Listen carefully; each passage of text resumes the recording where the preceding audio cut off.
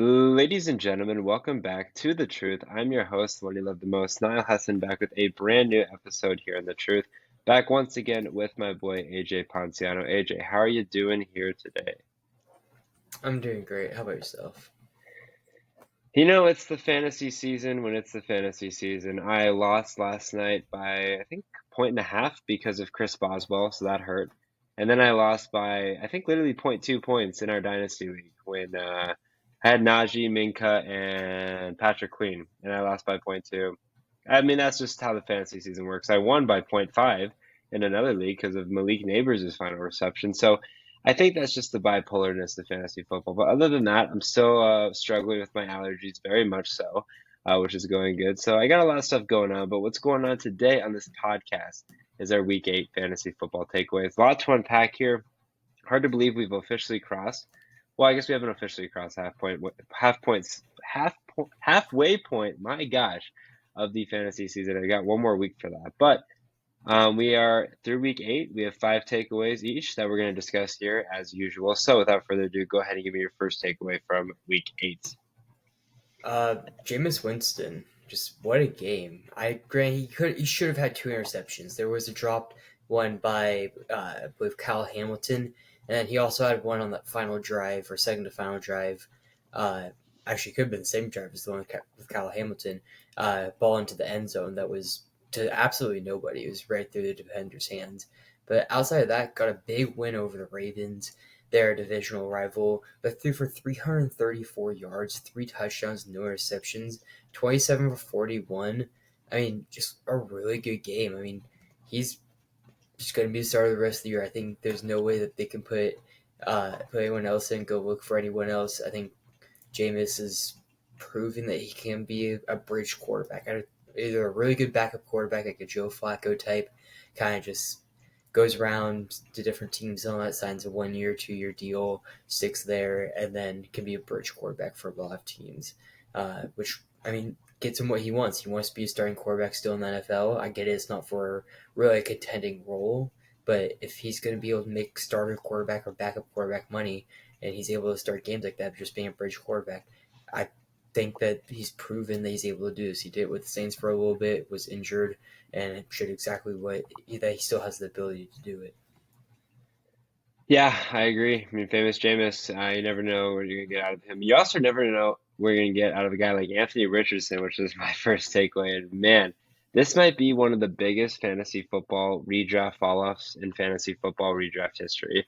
I mean, this was a guy I predicted as my number 3 quarterback. A lot of people had super high, and he's just fallen off a cliff. And it's been really hard to watch, to be quite frank.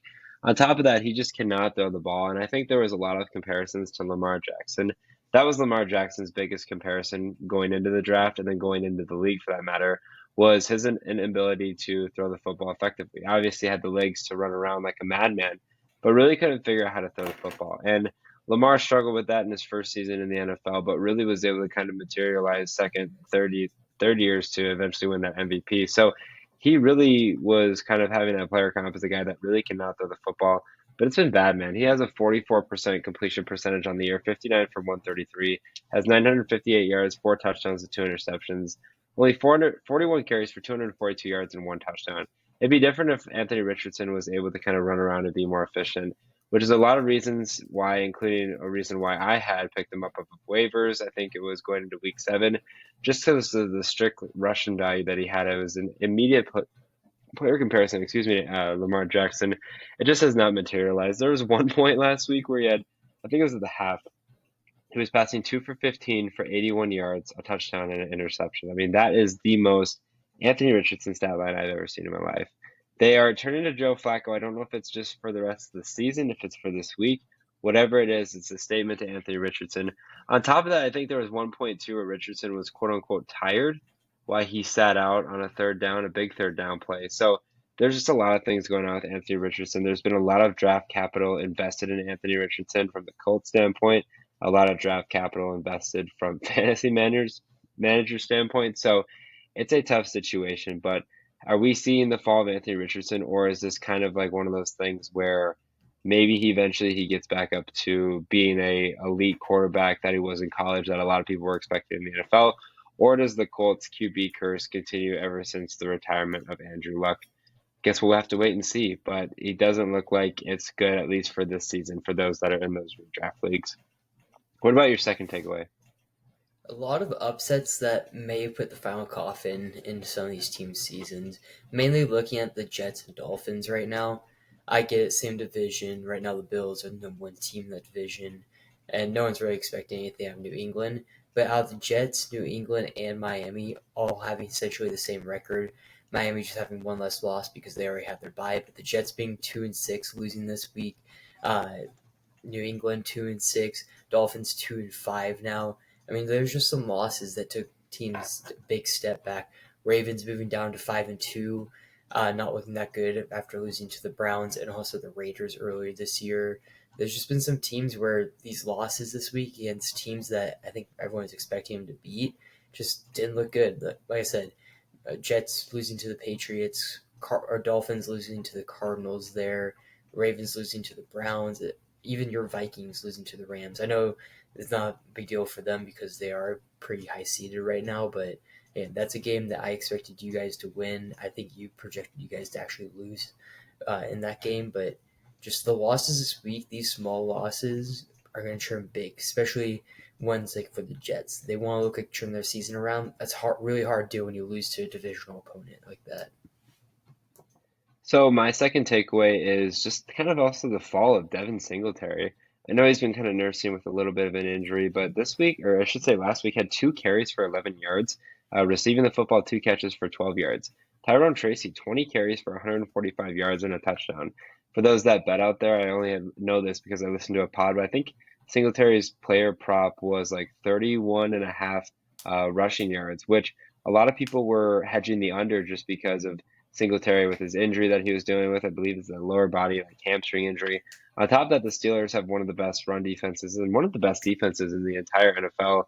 And Devin Singletary just really could not kind of get himself initiated in that offense. And I know Brian Dable had said that with Singletary kind of being banged up and Tyrone Tracy kind of emerging that Singletary's production could drastically drop, and it really did last week.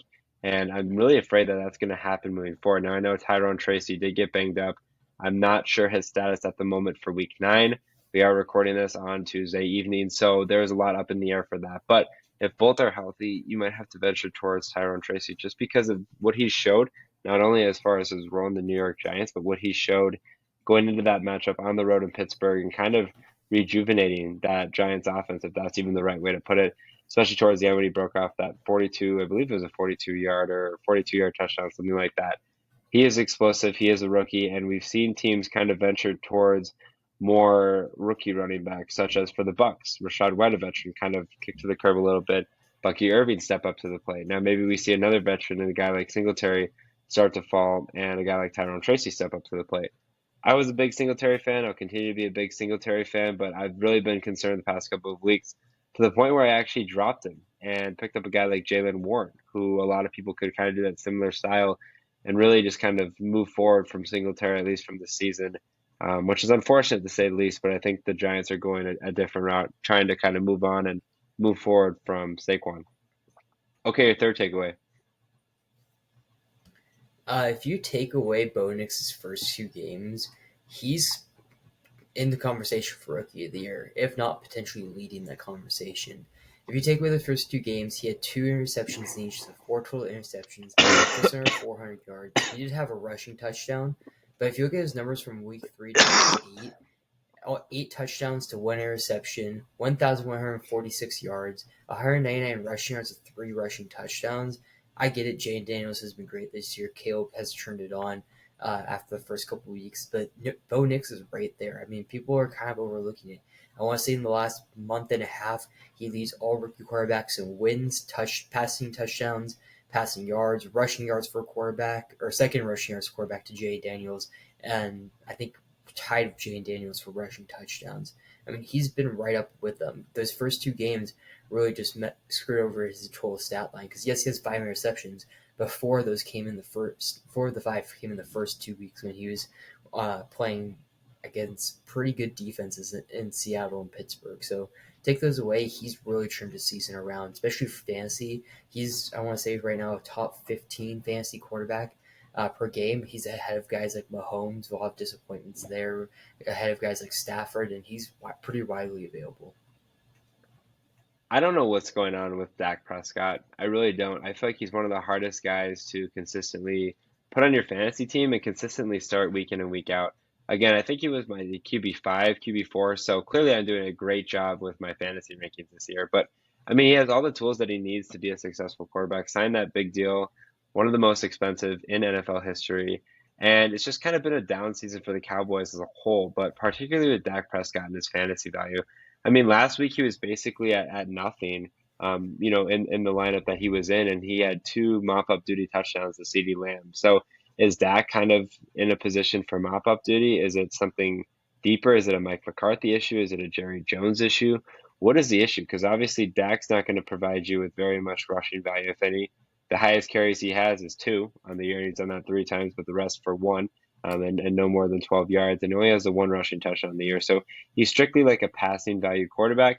He obviously is a highly regarded quarterback. He's still rostered in 82.6% of leagues. And I don't see the Cowboys going a different path in Cooper Rush or Trey Lance. Not that they should. I just don't see them going a different path, especially since they signed Dak to that big deal. But something has to be fixed. You can't use the excuse that Brandon Cooks is on IR. Boo-hoo, he's no impact whatsoever. Get guys like Tolbert involved. Get guys like CeeDee Lamb more involved like they did last week. Get guys like Jake Ferguson involved. Some way this passing attack really needs to get going because last week, although Zeke stepped up and they signed Dalvin Cook or elevated him from the practice squad, the running game really has not been there consistently to the standards of the Cowboys' liking. So Dax, I think one of the reasons why you got to hold on to him is just the fact that I feel like he can't do much worse. And if you've been kind of riding it out with Dak, you're kind of hoping that one of these weeks he turns it around. But his interceptions got to be better. His touchdowns got to be better. Most importantly, he's just got to be a better fantasy quarterback. But obviously, compared to Anthony Richardson, for obvious reasons, for him getting benched and things like that, I think Dak's a relatively safe option for your fantasy team moving forward there. What about your fourth takeaway? Brian Thomas Jr. will finish the year as a top 10 fantasy wide receiver and above both Marvin Harrison Jr. and Blake Neighbors. I get it, Neighbors has been good, but he's also had a couple injury. I believe that our concussion that took him out for I want to say 2 weeks, so that would hurt his overall stats. But so far in 8 games, 33 catches, 573 yards, 5 touchdowns, a couple rush attempts, 3 for 15 yards, so nothing special there. But from last time I looked, he's still on pace to finish as like a top five fantasy wide receiver for like as a rookie.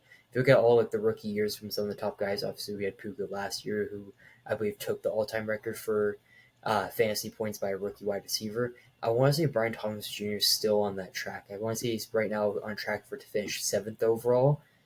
I mean, Christian Kirk just had a shoulder injury. I forgot what it exactly was. He broke something in his shoulder or his collarbone, I believe it was. He broke.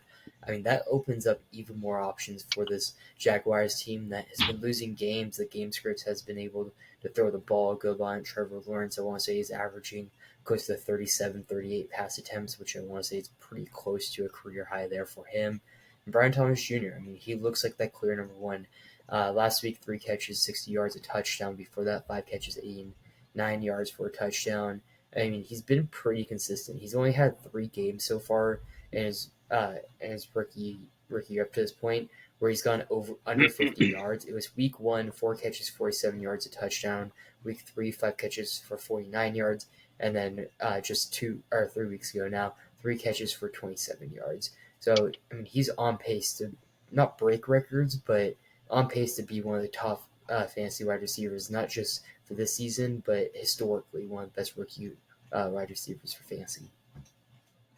So my fourth takeaway is I'm here for the Lad McConkey show. I think the Lad McConkey show is finally coming to a theater near you. Lad McConkey, obviously, I've been kind of waiting for him to kind of have that breakout game per se. Not a guy that's going to go for like a consistently three catch, 150-yard type performance, but every week he was relatively getting targeted six, seven, even eight times a game, and he had kind of gotten those like five receptions for 39 yards, four for 43, five for 46 without that touchdown. Last week broke through with that, had six catches for I believe 111 yards and two touchdowns. Look, Herbert loves McConkey. He's praised about him in the offseason, which was one of the reasons why I got him in my dynasty league. But he's now kind of integrating himself more efficiently through that passing game. Obviously, Gus Edwards has been hurt from the running back position. J.K. Dobbins has done a fine job toting the rock there. But now it's time, I feel like, for the Chargers offense to kind of migrate into a passing style as well. They really wanted to focus on establishing the run, which they're going to obviously continue to do that. But I think they're going to integrate some more components to the passing game, which is one of the strengths of Justin Herbert as a whole. He's got tons of arm talent. He's used to throwing to guys like Mike Williams, Keenan Allen. I think he's going to continue with that, obviously, now with those guys. Both guys like Ladd McConkey, with guys that are younger on the team that haven't gotten much repetitions, because this is a Chargers team that's in a weird position where part of them wants to compete, and obviously every team wants to compete, but part of them is in the position to compete, while another part of them is kind of building up for that future and moving forward there. So there's a lot of things to be excited about with this team as a whole. I think the biggest thing is Ladd McConkey kind of breaking through. You always want those rookie receivers to break through. Marvin Harrison's done that. Malik Neighbors has done that. Brian Thomas has done that. And Ladd McConkey finally was able to do that. I think this is a good spell for Ladd McConkey moving forward for the rest of the season, into next season, and future seasons to come. And then your final takeaway. It doesn't matter who's at running back at this point for the 49ers. They find a way to get it done. Jordan Mason was injured last week with a shoulder injury, which also sidelined him through the Arizona game of a few weeks back. One of the big things now with Isaac Guerrero. Last week against, I get it, a horrible Dallas run defense, but 14 carries at 85 yards, a touchdown there. If you go to the Seattle game, 10 rushes, 99 yards there, no touchdown, which he actually slid early. He could have had a touchdown, I believe, in that game, but he slid early because they were already up by, I want to say, 2 touchdowns, and they just kneeled it out up to that point. I mean, I wouldn't say Grando is like a must pick up in a lot of fantasy leagues, but again, Jordan Mason re-injured that shoulder again. It looks like he will be back, but again, he's one play away from hitting that shoulder weird again, and then he's out for a game or a game or two because they don't want to hurt him. Especially if CMC is supposedly he's supposed to be pushing it a little bit more this week. They do have a bye week this week, so he's not. That's what I'm saying. He's not a must pick up right now. Mason has a little bit more time, but if CMC, who really knows, I still think he's not going to come back. I think these are all smoke screens that the 49ers are sending out, that CMC will be back. But supposedly he's supposed to push it in practice this week a little bit more to try to get closer to game ready. But if Jordan Mason messes up that shoulder again, Guerrero is right there, and he's shown that he's able to have production once he gets the volume. Yeah, and we obviously know what the 49ers did to smoke screen fantasy owners there in week one. So I think trusting the 49ers about Christian McCaffrey is not a very reliable source at this point. My final takeaway as a whole was just the Bucks without Mike Evans and Chris Godwin. I mean, you look at them as a whole and you didn't really know what the Buccaneers were going to be able to do. Obviously, they lose their top two receivers who've had pretty good seasons. I mean, Mike Evans has been a little bit more quiet compared to Chris Godwin, but Chris Godwin in his own right had kind of a good start to the season. I'm sorry, Mike Evans had a really good start to. Sorry, Chris Godwin had a really good start to his season. Mike Evans underwhelmed, but there's still potential for him to come back relatively soon. Anyways, my biggest question mark with the Buccaneers was who are they going to turn to? Were they going to turn to guys like Jalen McMillan? Were they going to turn to guys like Trey Palmer? Nope. They went to Cade Otton, 9 receptions, 81 yards, 2 touchdowns. Raheem Jarrett, no idea who that is, 3 catches, 58 yards.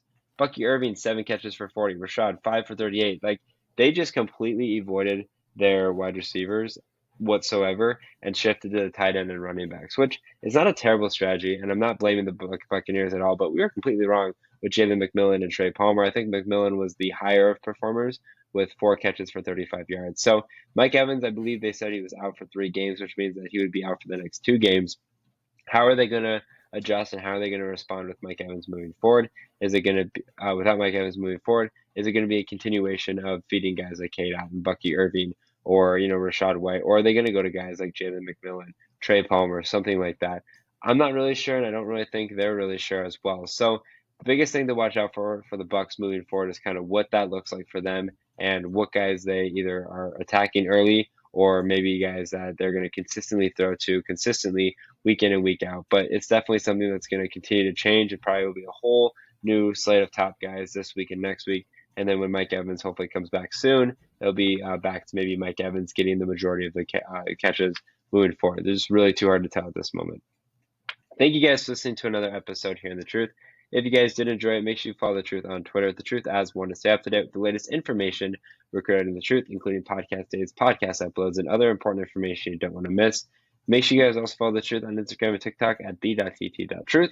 Are looking to find a drink that offers peak hydration, raises your energy levels, speeds up your recovery, and keeps your mind sharp through focused memory? Look no further than Acid Rainwater. I'm excited to partner with Bloodline Sports. AZ and Acid Rainwater focuses on peak hydration and productivity while also maintaining ecosystem-friendly product. Use code HESSON15, that's HESSON15 for 15% off every purchase. As always, I'm your host, one you love the most, Niall Hesson, joined once again by AJ Pontiano. Take care and good night.